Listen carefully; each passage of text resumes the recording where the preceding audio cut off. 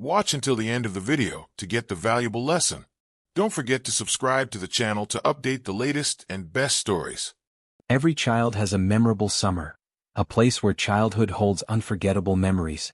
For Arav, a teenager living in the city, that summer did not take place at the beach or the playground. It began in an old bookstore on a small street corner in a peaceful village, owned by Arav's uncle. Arav loved books.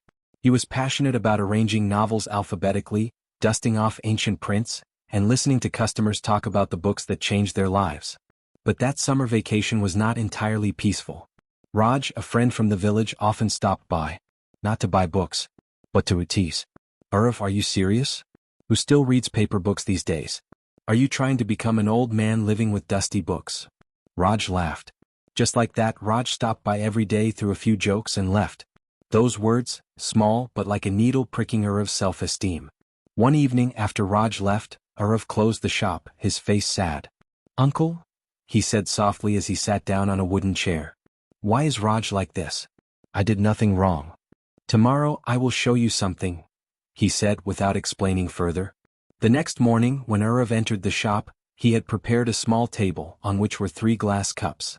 One cup contained clear water, the second cup contained muddy water, and the last cup contained water as black as ink. "Arav," he said, "try dipping each flower into a cup of water." Arav did as he was told. The flower dipped in the clear water remained pure white. The second flower, after being pulled out of the muddy water, was tinged with a light brown. And the third? The ink stuck to the petals, making it look ruined. "Do you see anything?" he asked. "They change, according to the water." "Yes. And so do the minds of men," he smiled. "We are flowers. The people around us are the water. Some make us clear. Some make us turbid. And some leave marks that are hard to erase." "So," Arav spoke, his voice thoughtful, "should I stay away from Raj? Don't let him influence me?" His uncle did not answer immediately. He stood up and slowly took an old notebook from the bookshelf. It was a brown leather notebook with frayed edges. "Arav, do you know in this world we cannot choose who comes into our lives, but we can choose how we react." He opened the notebook, turned to an old page and said, "Once upon a time, there was an old man who lived with his old donkey in a small village. One day the donkey accidentally fell into an abandoned well behind the house. The old man heard the cry and ran to it. He tried to pull it out, but the well was too deep and the donkey was old and weak. The neighbors came. Someone sighed, 'Well, let's bury the well. The donkey is old too.' The old man hesitated, then agreed.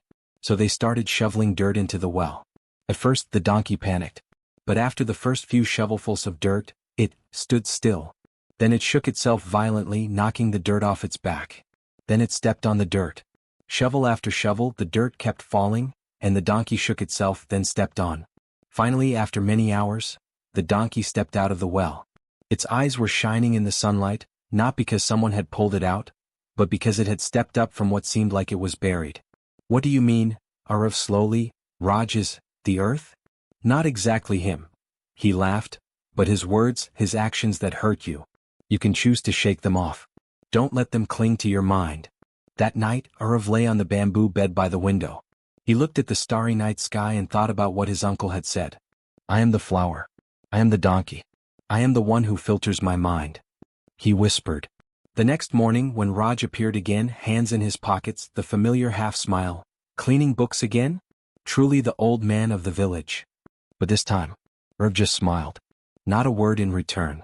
Not a single look of annoyance. Just silently continued to clean the book in his hand. The next day Raj came again. Same joke. Arav remained silent. But his eyes were no longer confused, they were calm. Time passed quickly. Raj started coming more often, not to tease, but to read. Sometimes he even helped Arav rearrange the shelves. Arav didn't ask why. And Raj didn't explain. No need for an apology. No need for anyone to admit their mistake. Because Arav's kind silence was big enough to soften another person's heart. Narrator. Some people are like mud, they touch you, you feel dirty. Some are like ink, they leave deep marks. But some are like pure water, they make you better. Arav couldn't change Raj, but he could change how he perceived Raj. It was a choice. A choice every day to not react, to keep your mind clean, to be the source of clean water for others.